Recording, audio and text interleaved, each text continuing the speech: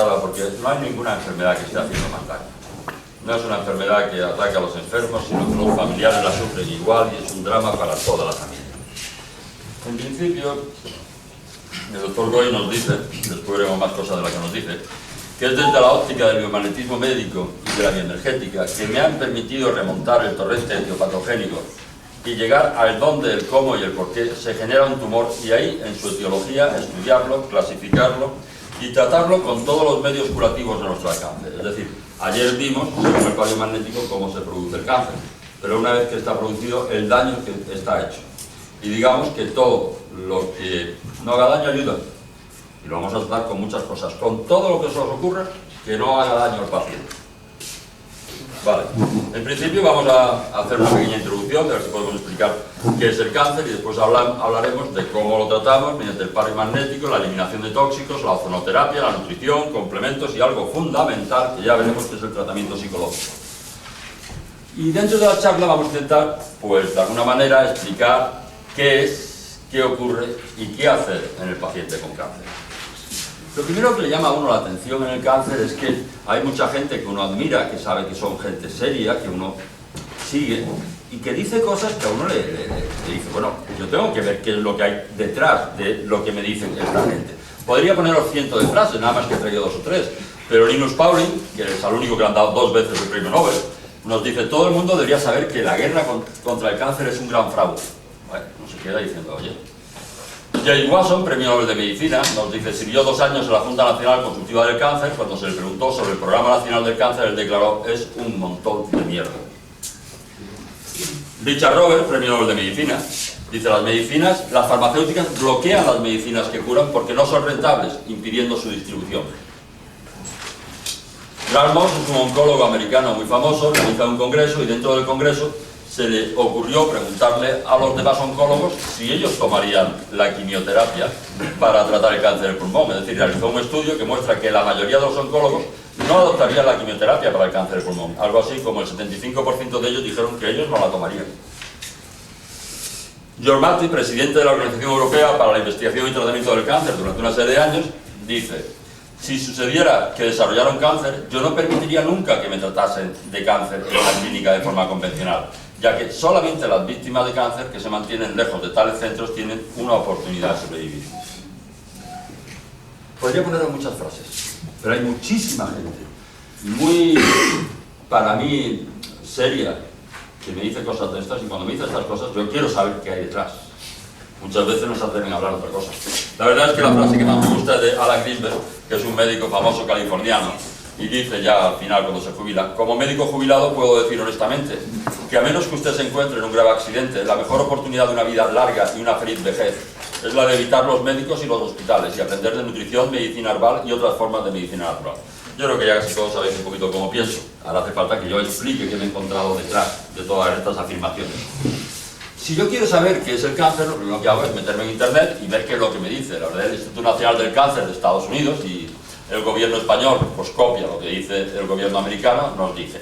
El cáncer es un término que se usa para enfermedades en las que las células anormales se dividen sin control y pueden invadir otros tejidos. Bueno, vale, hasta aquí no pasa nada. Después nos dice, las células cancerígenas pueden diseminarse a otras partes del cuerpo por el sistema sanguíneo y por el sistema linfático. Ayer adelantamos un poquitín de lo que pensamos con las metástasis y hoy vamos a profundizar un poquito más y hoy sí admito ya todas las preguntas que queráis. El cáncer no es solo una enfermedad, sino muchas enfermedades. Hay más de 100 diferentes tipos de cáncer. Y aquí ya empiezan a liarnos, otros dicen que son 200. Eso de dividir y vencerás, eso es completamente cierto. Y la verdad es que en el cáncer hay muchas más cosas comunes que cosas que la dividan. Es decir, ya en esta afirmación ya veremos que no es totalmente correcta. Los tipos de cáncer que se pueden agrupar en categorías más amplias, las categorías principales del cáncer son... El cáncer se produce siempre en las células que se pueden dividir. Las células epiteliales o las células del tejido conjuntivo. Las musculares y las nerviosas pues no pueden tener cáncer. Es decir, en el tejido epitelial tenemos los carcinomas, que son cánceres que empiezan en la piel o en epitelios que revisten o cubren los órganos internos. Ahora veremos cómo son los carcinomas. Al principio solamente se creía que había carcinomas, después, ya a principios del año pasado, pues también se admitieron que había sarcomas. Los sarcomas son mucho menos frecuentes, pero también existen, son cánceres que empiezan en hueso, cartílago, grasa, músculo, vaso sanguíneo u otros, Tejido conjuntivo de sostén. Ahora vamos a ver las características de estos dos tejidos. Después tenemos la leucemia, que sabéis que para nosotros no son cánceres, es decir, no hay tumor y además las células no son anormales, hay más células de la cuenta. Ya hemos visto como el bazo, generalmente cuando se irrita, y cuando no se irrita destruye el 30% de las plaquetas, destruye los hematíes viejos y da la orden, construye y da la orden de construir leucocitos, con lo cual cuando el bazo se irrita se construyen más leucocitos de la cuenta y cuando volvemos a repolarizar el bazo y lo ponemos en su sitio, la leucemia se acaba. Y es un palo, pero es así, es decir, ya llevo bastantes casos como para saber que es así. Y los cánceres del sistema nervioso central y de la médula espinal, que se producen en esas células que acompañan a la célula nerviosa o a las células musculares, pues no es propiamente de. Es decir, cuando hablamos de los tejidos corporales distinguimos entre 4 tejidos: el tejido epitelial, el conectivo, el tejido muscular y el tejido nervioso. Digamos que estos de arriba tienen la capacidad de seguir multiplicándose durante toda su vida y en ellos se puede desarrollar cáncer, menos el tejido muscular no y en el tejido nervioso no. Es decir, cuando en el tejido muscular hablamos de leiosarcomas o de miosarcomas, dependiendo de qué afecte al tejido muscular estriado o al tejido muscular liso, estamos refiriendo a las células que acompañan a ese tejido muscular, no a las propias células musculares. Y en el tejido nervioso nos pasa igual, hablaremos de schwannomas o hablaremos de otras células que acompañan a las neuronas, pero no son las neuronas las que se replican. El tejido epitelial nos va a dar lugar a los carcinomas, formado por células fuertemente unidas entre sí y con muy poca matriz extracelular entre ellas. Es decir, son células que están muy apretadas entre sí y que hay muy poco tejido intercelular entre unas células y otras. Puede ser del epitelio de revestimiento, que recubre y protege las partes externas del cuerpo y los conductos internos. Ahí tenemos los carcinomas. Cuando ese epitelio pues está en una glándula, en un epitelio glandular, secretor de hormonas, por ejemplo, en los acinos mamarios, nos encontraremos con los adenocarcinomas, solamente carcinomas de glándulas internas, y después cuando son los melanocitos de la piel, pues ahí tenemos los melanomas, es decir, los carcinomas vienen del tejido epitelial. Del tejido conjuntivo tenemos los sarcomas, y el tejido conjuntivo, hay muchos tipos de tejido conjuntivo, son muchos tipos de tejidos muy diversos, que comparten una función de relleno. Es importante que hablemos del tejido conjuntivo, ahora entenderéis por qué. Comparten una función de relleno y de sostén. Las características del tejido conjuntivo es que está compuesto por diferentes tipos de células separadas por abundante material intercelular sintetizados por ella. Y este abundante material intercelular sintetizados por ella es lo que nos va a distinguir el tejido conjuntivo del tejido epitelial. Dentro de ese material intercelular tenemos células, o sea, está compuesto por células bastante separadas entre sí, ya lo hemos comentado. Esas células pueden terminar en blastos cuando tienen capacidad de división o en cito cuando pierden la capacidad de división. Es decir, los fibroblastos se pueden multiplicar y pueden dar lugar a cánceres, y los adipocitos, hemos comentado esta mañana, que son de nacimiento, que cada uno tiene el mismo número de células grasas en cada parte del cuerpo, no se pueden dividir y no se pueden producir cánceres en esto. En las células que lo acompañan, sí. Hay una característica muy importante del tejido conjuntivo que crea que son las fibras de colágeno. Proporcionan resistencia a la atracción, también las hay de elastina, proporcionan elasticidad, de reticulina, proporcionan unión a las demás estructuras. Pero el colágeno, ya hemos dicho que son unas fibras, que son 3 aminoácidos enrollados como la maroma de un barco, que son más resistentes que las fibras de acero. Y eso es muy importante, porque en el cuerpo algo que veremos que no hay espacios vacíos. Todo está relleno, todo está relleno. Y para que algo crezca, algo tiene que disolverse, como veremos después.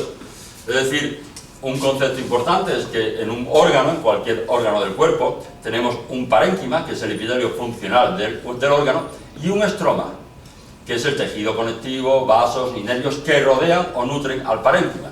Aquí tenemos, por ejemplo, una mama, y en una mama podemos tener los 3 tipos de cáncer que hemos comentado. Podría haber un carcinoma ductal del conducto excretor de la glándula. Si ya ese cáncer afecta al epitelio del acino mamario donde se segrega la leche, ya no será un carcinoma ductal, ya será un adenocarcinoma. Y si el cáncer se produce en ese tejido conjuntivo que existe entre un conducto excretor y otro, entre un acino y otro, entonces tendremos un sarcoma de mama. ¿Me entendéis hasta aquí, no? Bueno, ya sabemos algo del cáncer. En el 1992 sale un artículo muy interesante de Linus Pauling y del doctor Matthias Rath, en donde nos dice el papel de la lisina en frenar la proteólisis que se produce en los cánceres. Es decir, si el cáncer tiene que crecer, algo se tiene que gastar. Y entonces tiene sentido ver un poquito cómo se produce el cáncer.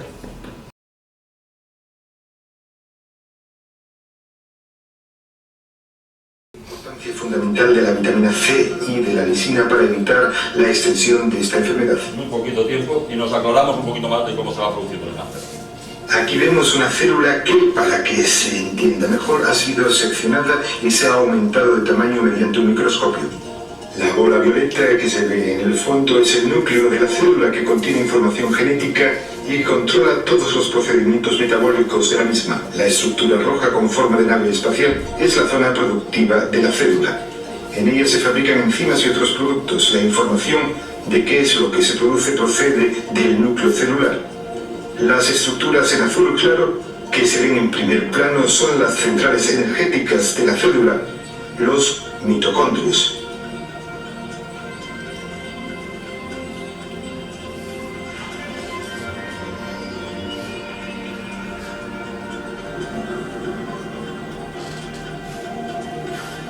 Las estructuras que aquí se representan en oscuro son moléculas de colágeno, las encargadas de formar el tejido conjuntivo en el cuerpo. Una célula cancerígena da la orden desde el núcleo celular a la zona de producción para que produzca las suficientes enzimas, es decir, los biocatalizadores. Estos se encargan principalmente de una función: digerir el tejido conjuntivo del entorno. Esto hace posible que la célula cancerígena se expanda. Las estructuras que aquí se representan como bolitas roedoras son en realidad enzimas, es decir, biocatalizadores. Estas enzimas tienen la habilidad única de digerir fibras de colágeno selectivamente, por lo que también se las conoce como colagenasas. Si se destruye un número suficiente de moléculas de colágeno, la célula cancerígena puede moverse libremente a través del tejido conjuntivo que, de otro modo, sería impenetrable, y así el cáncer puede extenderse. En esta secuencia podemos ver cómo se forma un tumor en el hígado. Aquí ven de nuevo una célula hepática representada esquemáticamente en sección y naturalmente muy aumentada. La formación del cáncer siempre conlleva dos requisitos. Por una parte, debe dividirse la célula cancerígena para que se forme el tumor. Por otra parte, deben formarse las suficientes colagenasas, o sea, las enzimas roedoras, para que se digiera el tejido conjuntivo del entorno y para posibilitar la extensión del tumor. Aquí pueden verlo ustedes de manera muy esquemática. Las enzimas rojas dividen las moléculas de colágeno y con ellas el tejido conjuntivo circundante. Al mismo tiempo se multiplican las células cancerígenas y pueden extenderse fácilmente mediante el tejido conjuntivo que se ha soltado. La formación de la enfermedad cancerígena ha dado comienzo.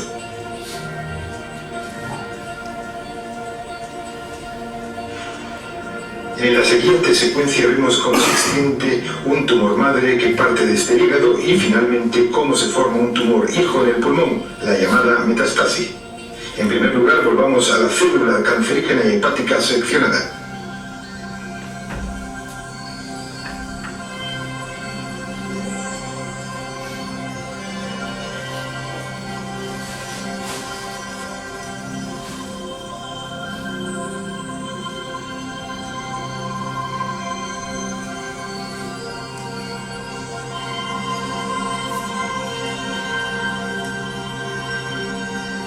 La estructura de colágeno se destruye y una célula cancerígena se suelta del organismo cancerígeno e inicia su camino hacia el siguiente vaso sanguíneo en el hígado.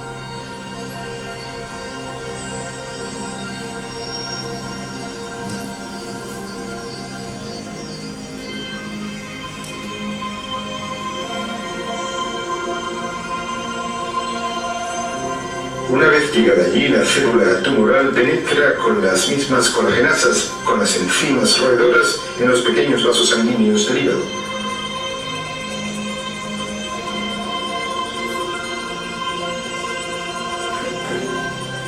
La célula cancerígena penetra en el vaso y es arrastrada por el torrente sanguíneo. En el pulmón, el torrente sanguíneo vuelve a ramificarse. Esto favorece el que las células cancerígenas se adhieran a los pequeños vasos capilares del pulmón. Con la ayuda de las coagenasas, o sea, con sus herramientas cortantes, las células cancerígenas se abren camino hacia afuera a través de la pared de los vasos sanguíneos pulmonares.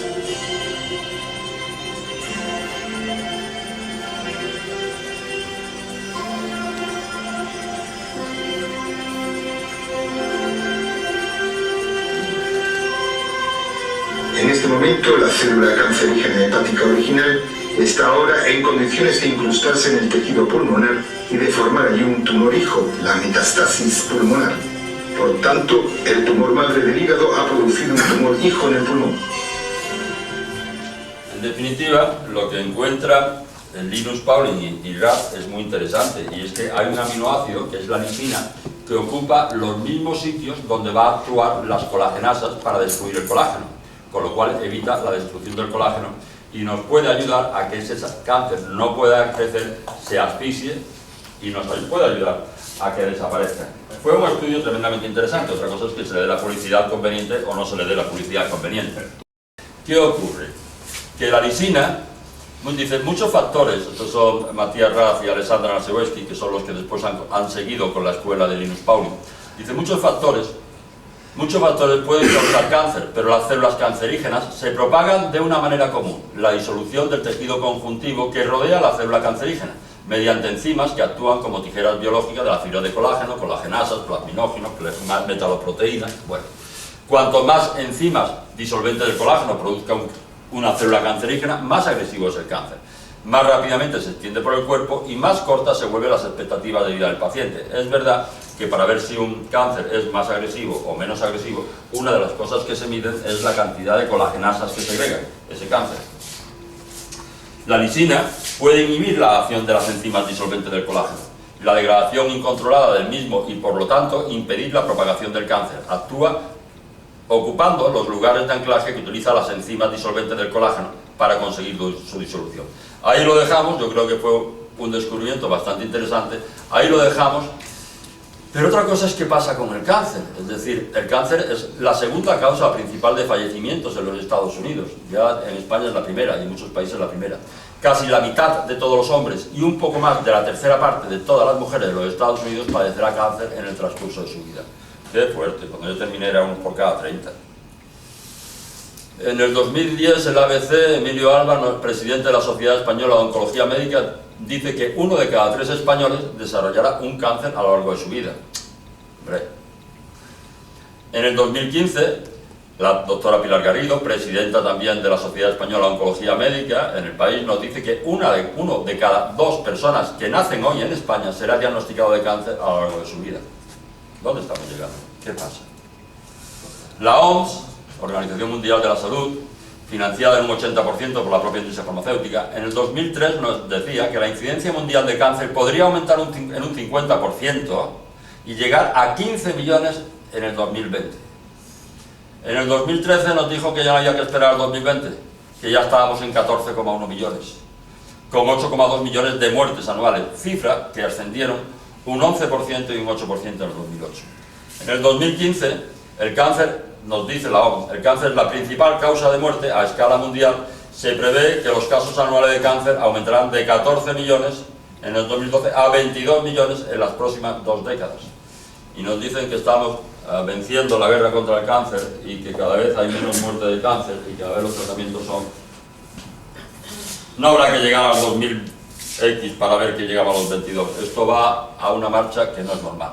Y lo primero que uno se da cuenta es que el cáncer es un negocio, es un gran negocio. Dicen que es el mayor holocausto que ha existido después del diluvio universal, no de los nazis, mata mucha más gente. En el 71 el presidente de los Estados Unidos, Richard Nixon, declaró la guerra contra el cáncer. Fue promulgada la Ley Nacional del Cáncer y nació el Programa Nacional del Cáncer. Se destinó una impresionante cantidad de 1,6 billones de dólares al programa tan solo en los primeros años. Desde entonces, ingentes cantidades de dinero público han sido destinadas a este fin por todos los gobiernos. Es el mayor negocio del mundo, son la gente que tiene más dinero, son las que ponen y quitan presidentes, subvencionan campañas y hacen que sus candidatos salgan, y si no los compran. Todos los gobiernos americanos han dado ingentes cantidades de dinero para luchar contra el cáncer. El último, Barack Obama, ha anunciado una nueva campaña nacional para acabar con el cáncer, con lo que pretende aumentar los recursos públicos y privados para luchar contra la enfermedad. Pidió en octubre pasado la misma asignación para curar el cáncer que para conquistar el espacio. Bueno, está ahí gracias a ello. La industria del cáncer genera 50 billones de dólares anuales, por lo que no tiene ningún interés en encontrar una cura cuando el tratamiento está rentable. Y aquí no estamos hablando solamente de los tratamientos, no estamos hablando de las ayudas estatales, no estamos hablando de las cenas y todo tipo de actos benéficos que organizan todas las sociedades de todos los países para recaudar fondos para, no estamos hablando de demasiadas cosas. Los medicamentos de quimioterapia se encuentran entre los más caros de todos los tratamientos, oscilando entre los 3.000 hasta 7.000 dólares por dosis. Cuando ve uno esas salas enormes, con bosses, y cada hora entra un paciente y le ponen un suero, pues ese suerecito que le está poniendo vale entre 3.000 y 7.000 euros. Y dice, esa sala hay que ver si genera cada hora, eso da dinero para demasiadas cosas. El costo promedio por paciente, desde el diagnóstico hasta la muerte, es de 350.000 dólares, pero puede llegar hasta el millón de dólares. Y si vale 350.000 dólares, unos 320.000 euros, y la mitad de la población de España va a tener cáncer a lo largo de su vida, la otra mitad de la población trabajará toda su vida para costearle el tratamiento a este otro 50%. Que si por lo menos se salvara, pues bien, buen empleado estaría, pero si encima los matan, pues no vale.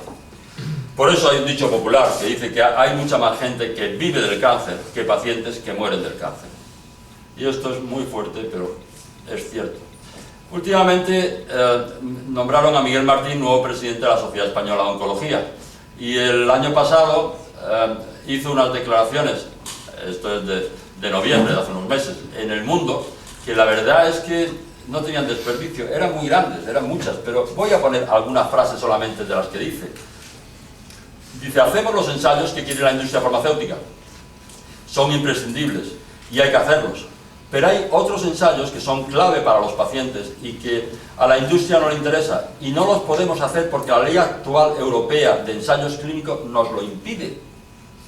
Y este, que dirigió un equipo de investigación sobre el cáncer de mama, nos decía un ejemplo, es decir, si tenemos dos fármacos que están indicados en el estadio tal del cáncer de mama y queremos hacer simplemente un estudio doble ciego para saber cuál de los dos es más efectivo, si la industria farmacéutica nos dice que no, y no lo podemos hacer, porque ellos prefieren confiar el éxito del fármaco al marketing, la imagen, la publicidad, los sobornos, los estudios de mercado, te invito a esto. Son nuestros hospitales, nuestros pacientes, si nos cuesta el dinero a nosotros, ¿cómo coño no vamos a poder investigar? Pues estas leyes europeas, que están todas un poquito manipuladas por las puertas giratorias, dicen que para hacer cualquier estudio sobre el cáncer hay que pedir permiso primero a la industria farmacéutica, y si no te lo dan no puedes hacerlo, y él dice que sistemáticamente se lo deniega. Dice, la actual legislación exige que el investigador básico ponga el fármaco, el seguro y todo lo que cuesta el ensayo. Es imposible porque no tenemos 1 millón de euros para un ensayo mediano. ¿De dónde lo sacamos? ¿Del sueldo de un médico? La administración no lo financia, solo los propietarios del fármaco financian los estudios que les son de interés. Las mamografías, dice, y después lo veremos, no son eficientes y generan muchas biopsias y una falsa seguridad en mujeres que tienen cáncer, aunque la prueba no lo haya detectado. Por este motivo se están restringiendo bastante. Bueno, en Suiza, por ejemplo. Aquí, que yo sepa, esto no ha llegado a... Y no ha llegado porque hace poco veía un hospital sevillano que ofrecía mamografía gratis al pueblo de Sevilla durante 3 meses. Simplemente se habían quedado quirófanos vacíos y necesitaban llenarlos. Bueno. Los ensayos clínicos cada vez son más exigentes, quieren pacientes con unas características ideales para que el estudio salga positivo. Esto es algo que luego se critica porque no se sabe si lo que se ha encontrado en el estudio se puede después trasladar a la clínica, en la que los pacientes son de todo tipo.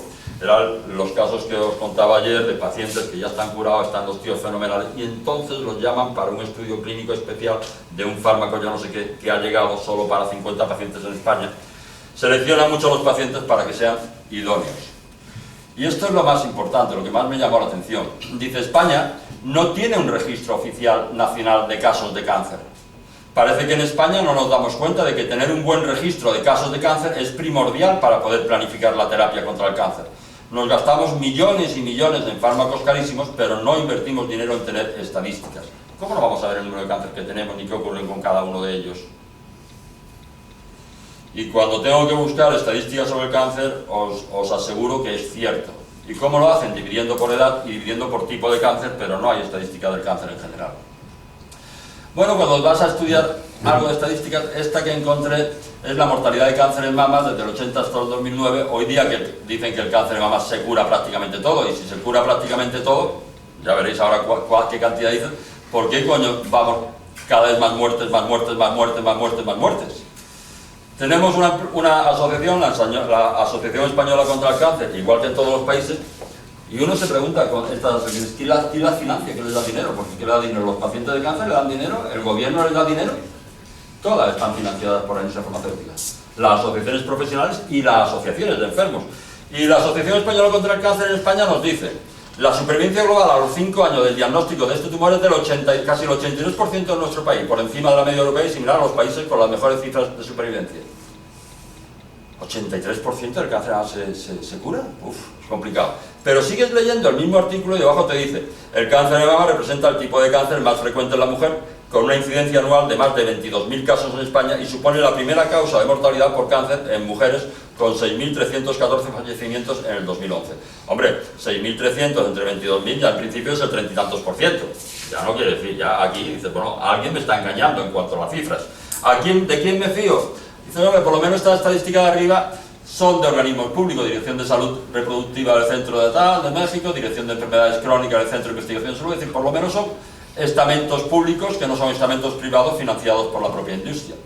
Y hace 2 o 3 días me encontraba una publicación muy interesante de la doctora Nadia Pereda, que es especialista en radiología y sobre todo en terapéutica física y en el screening del cáncer de mama, del Hospital de la Santa Cruz y Sant Pau de Barcelona, en donde nos decía, bueno, en primer lugar me encuentro unas estadísticas de la evolución de la mortalidad por cáncer de mama. Dice, hombre, dice, coño, menos mal que se cura el 83%, ¿no?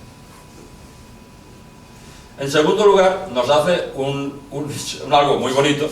Coge a 2.000 mujeres a las que le han hecho mamografía del cáncer de mama y nos dice: por cada mujer diagnosticada de cáncer de mama por cribado, por screening, por radiografía, 10 mujeres son sobrediagnosticadas y sobretratadas. Es decir, el 90% de las biopsias que se hacen después de una mamografía son falsas. Y eso, o por lo menos tan negativo, qué bien. El problema es que con el sistema que hay, sabéis que tardan 2 o 3 semanas en darte el resultado de la biopsia, porque tengo familiares que ya les ha pasado. Y estas personas durante 2 o 3 semanas no son personas, no viven, no duermen. Y está comprobado en muchos estudios que los siguientes 5 años muchas de ellas desarrollan otro tipo de cáncer. Ya hemos comentado que según la teoría de Hammer, y parte de ella es cierta, el cáncer de pulmón es miedo atroz a la muerte, y por eso las personas lo que más desarrollan son metástasis en el pulmón. Dice, el único beneficio del cribado, de las mamografías, de 2.000 mujeres sería que un 0,05% evitaría la muerte por cáncer de mama. Como perjuicio, 200, el 10%, tendrían por un tiempo variable secuelas psicológicas al dar falsos positivos. Muy fuerte. Ya veremos después, además, que el gran problema es que muchísimos de esos tumores hubieran desaparecido, pero sin que se hubiera enterado la mujer. Ahora lo veremos después. Es decir, el incremento de muertes por cáncer en Estados Unidos entre el 70 y el 2000, según las edades, porque no otra vez, pero vamos, está disparado. El mercado mundial de la quimioterapia y fármacos contra el cáncer en miles de millones de dólares. Esto es la mejor inversión que se puede hacer en la industria farmacéutica. Los efectos secundarios de la quimioterapia son muchísimos: destrucción de la médula ósea, con daños en el sistema inmunológico, aumentos de infecciones, anemia, sangrados, daños en los órganos, en corazón, pulmones. Es decir, ya no es que la gente no muera por el cáncer, sino que muera por la quimio. Ya es que los que sobreviven se quedan con insuficiencia hepática, con insuficiencia renal, cargado de radicales libres, con una circulación, un aparato circulatorio hecho polvo, y tratamos a muchos pacientes con cáncer y cuesta la misma vida coger una vena porque le han destrozado todo el sistema circulatorio.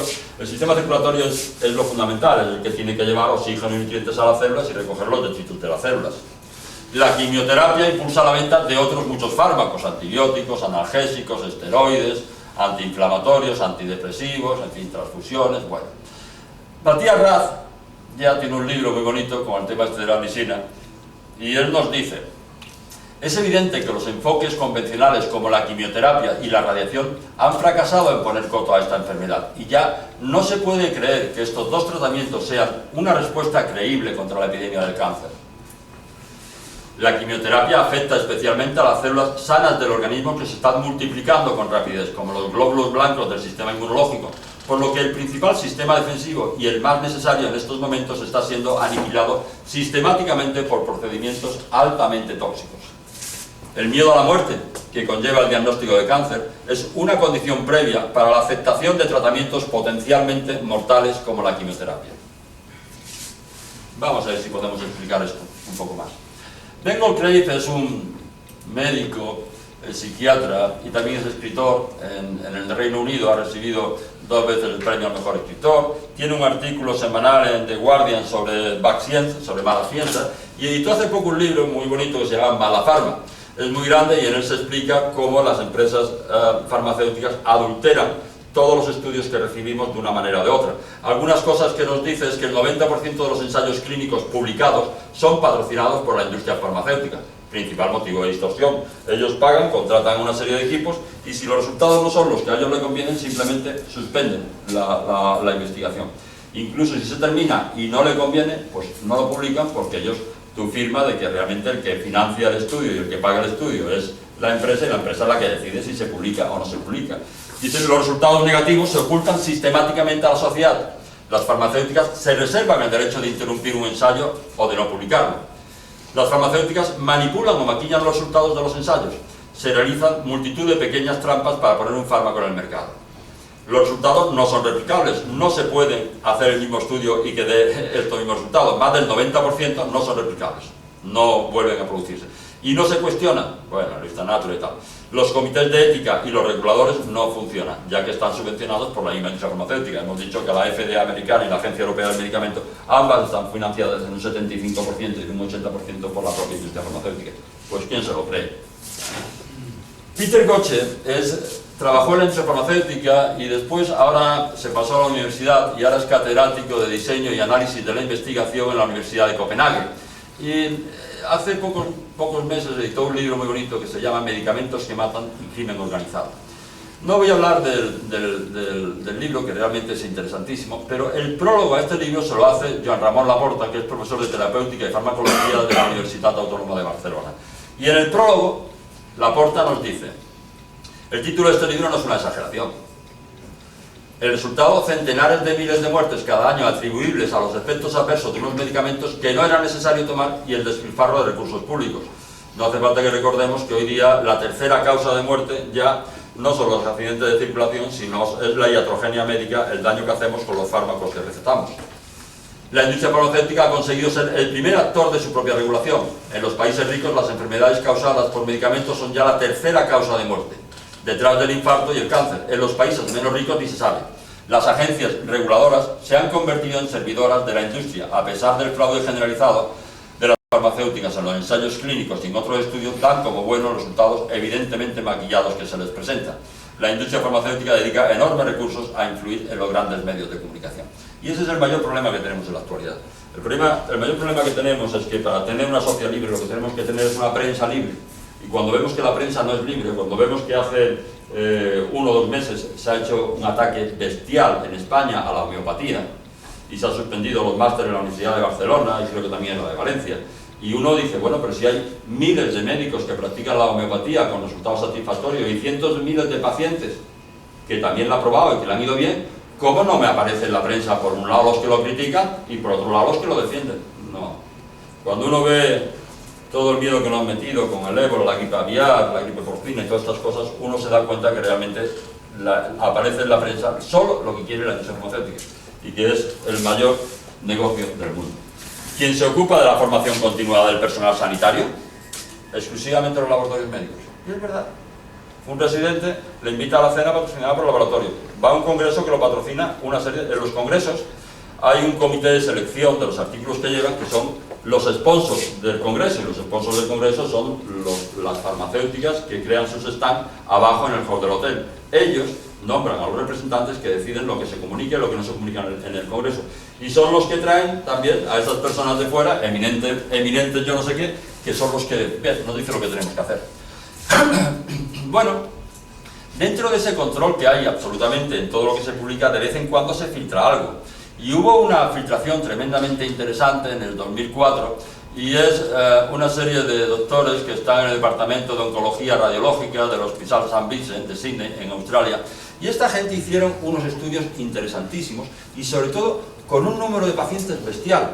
Creo que son 140, 150.000 pacientes en Estados Unidos y 70 y tantos mil en Australia. Sabéis que en estos dos países la sanidad es privada, y entonces hicieron simplemente dos grupos. Hicieron un grupo que se les trataba a los pacientes de cáncer con quimio y con radio, y otro grupo que dicen ellos que los resultados están falseados, porque en estos grupos estaba la gente que no tenía dinero y que no podía costearse el tratamiento, bien, la gente que rechazaba el tratamiento, bien, y la gente que, porque el cáncer estaba excesivamente avanzado y excesivamente diseminado, ya no tenían opción A. Y dicen que este grupo realmente el estudio no era correcto porque en este grupo estaba falseado. Aún así, en Estados Unidos, sobre 154.000 pacientes encontraron que a los 5 años la supervivencia de pacientes que habían tenido quimio y radioterapia, sobre todo quimioterapia, gracias a la quimioterapia había sobrevivido un 2,1% más de pacientes. Y ellos se preguntan si realmente para un 2% más de pacientes estaba justificado el enorme gasto y el enorme esfuerzo que se estaba haciendo en estas vías de investigación o en estas vías de tratamiento. Máxime, como decía antes, por aquí estamos hablando de mortalidad, no de morbilidad. Muchos de esos 2% quedaban con insuficiencia hepática, renal, senil, de por vida, y con una calidad de vida pésima. El mismo estudio se hizo en Australia, y en Australia sobre 72.000 pacientes, 73 prácticamente, encontraron un 2,3% más de supervivencia a 5 años, entre los pacientes que se habían dado quimioterapia y los que no se habían dado quimioterapia. Hombre, si esto sale en el 2004, lo normal es que la gente se pregunte, oye, ¿qué pasa? Y se hubiera repetido 200 veces para ver si era cierto. Pero no se repite ninguno, porque a nadie le interesa que estos estudios se vean si son correctos o no son correctos. Ahí se queda el dato y ya veremos después, ya juzgaremos después si pudiera o no pudiera ser. Y además lo más importante de esto es que en los 5 cánceres más comunes en los adultos, realmente solamente se consiguió el de colorectal, el de mama, el de próstata, el melanoma y el cáncer de pulmón, solamente se consiguió una supervivencia de 1,6% mayor a los 5 años. Por 1,6% más, con el daño que se hace, no, realmente, no puede ser. El Johns Hopkins Hospital en USA ha sido durante muchos años el hospital de referencia a nivel mundial en el tratamiento del cáncer. Y todo el mundo que tenía dinero, pues todos los famosos y tal, pues terminaban yéndose allí, desgraciadamente, y muriendo allí. Años después de estar diciendo a la gente que la quimioterapia es la única manera de tratar y eliminar el cáncer, el Johns Hopkins Hospital finalmente comenzó a decirnos que hay otras alternativas. Dice, cada persona posee células cancerígenas en el cuerpo. Estas células cancerígenas no aparecen en las pruebas estándar hasta que se multiplican en algunos billones. Cuando los doctores dicen a sus pacientes con cáncer que ya no encontraron células de cáncer en sus cuerpos después del tratamiento, esto significa que los exámenes no pueden detectar estas células en su tamaño detectable.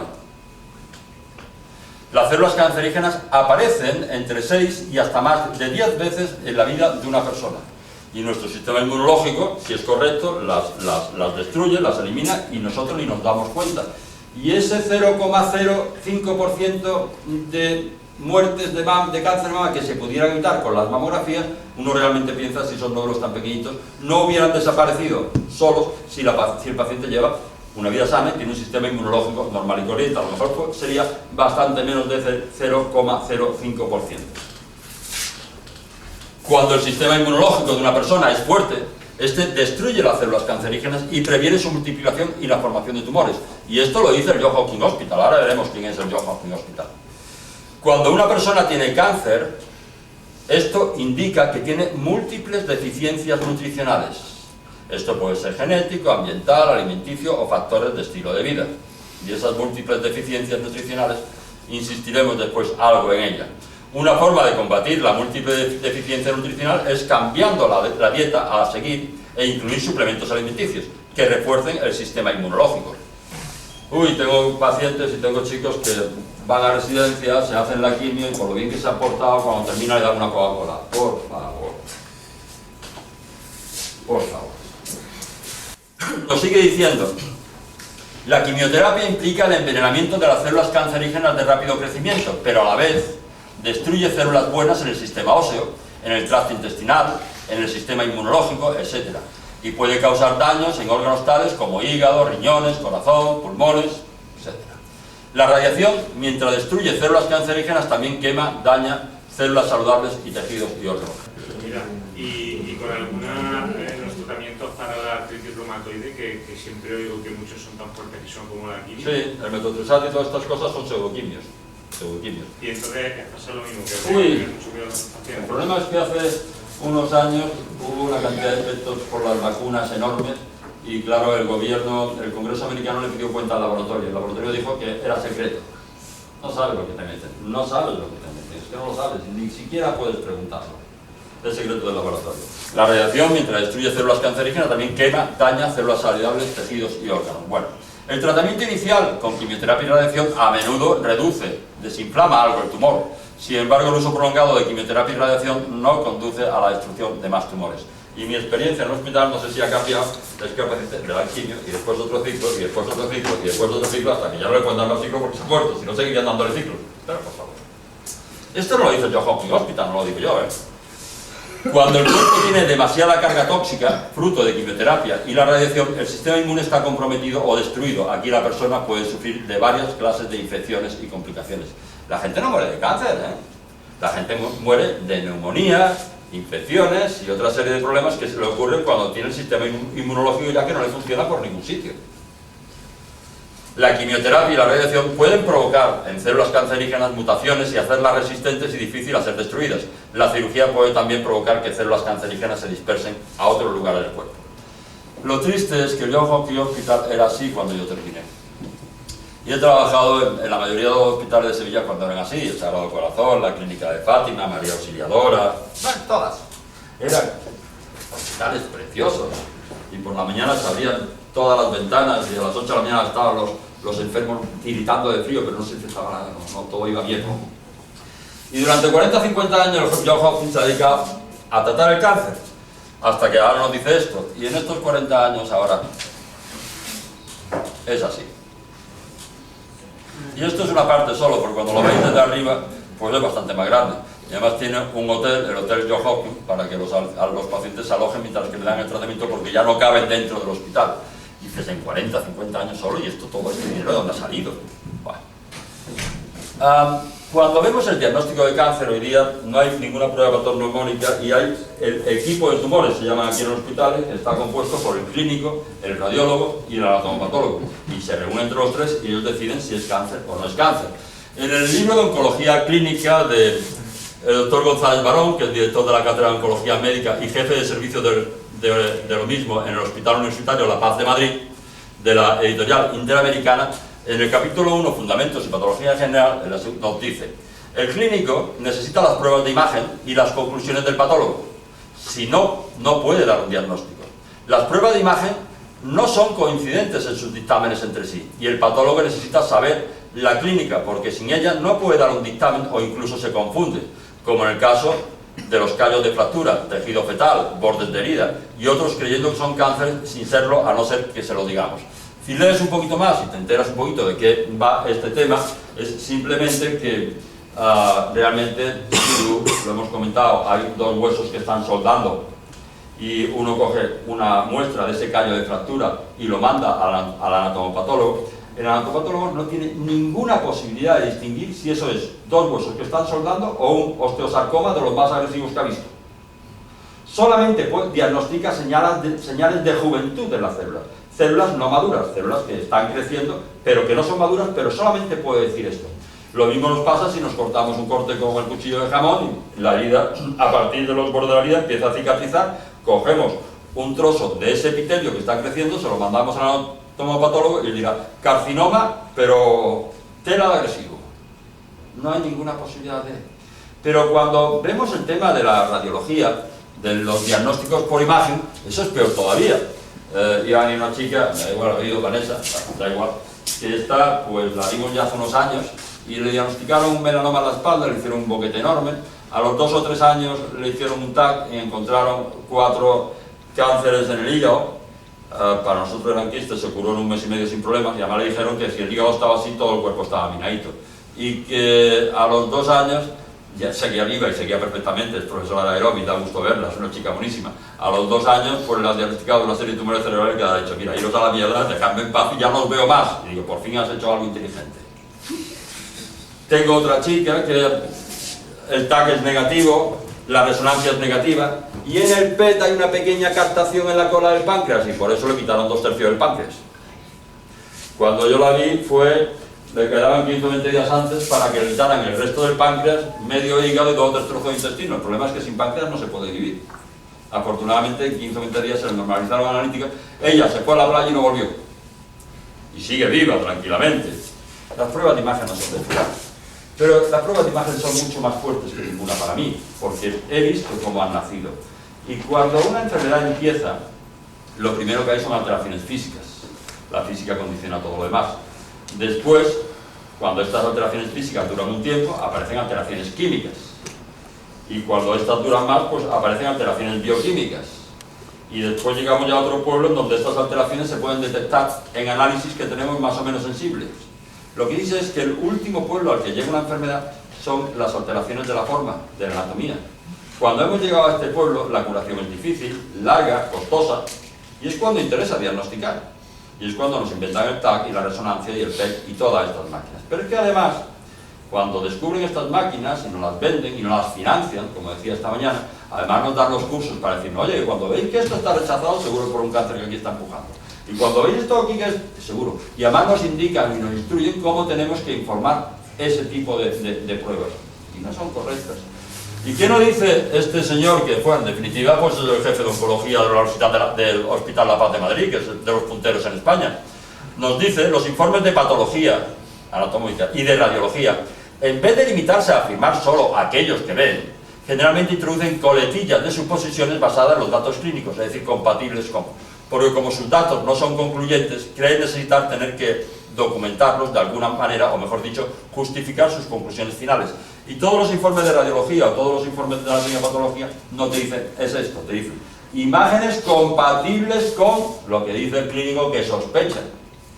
Y es como una tirada de dados, la verdad es que dice, no existe ni un solo signo anatomopatológico patognomónico de cáncer, es decir, no hay ninguna característica citológica aislada que nos permita asegurar que un tumor es maligno. Concluimos que el diagnóstico anatomopatológico del cáncer, en el que se basa toda la sentencia, no es diagnóstico por sí solo. Y ayer leía otra revista, hace 2 días, en donde aconsejaba, era una página seria de internet, y aconsejaba a los pacientes pedir siempre una segunda opinión. Y es muy peligroso. Y que esa segunda opinión la diera un equipo que no conociera al anterior. Y es muy peligroso porque vais a encontraros que los dictámenes son completamente diferentes unos y otros. Ya veremos después algo más de ello. Cuando hablamos de los marcadores tumorales, pues Adolfo Quesada Chanto es el catedrático de la Facultad de Microbiología de la Universidad de Costa Rica. Y él nos dice, un marcador tumoral sería 100% sensible si de 100 personas con un cáncer dado, las 100 mostraran niveles elevados para dicho marcador. Pero lastimosamente no es así, ya que muchos cánceres no producen el marcador tumoral, o en muchos casos el cáncer lo produce pero en concentraciones muy bajas, y cuando lo produce en niveles elevados es porque ya el tumor se encuentra en estado avanzado. Bien. En cuanto a la especificidad, la otra característica que se les supone a los marcadores tumorales nos dice, sobre la especificidad se puede decir que un marcador sería 100% específico si en 100 personas sanas sin cáncer, en las 100 el marcador diera resultados negativos o en el rango normal.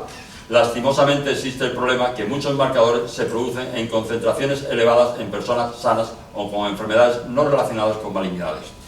Y hoy día dicen los oncólogos que ellos no quieren marcadores tumorales en personas sanas, que solamente les sirven para ver la evolución de un cáncer mientras que lo están tratando.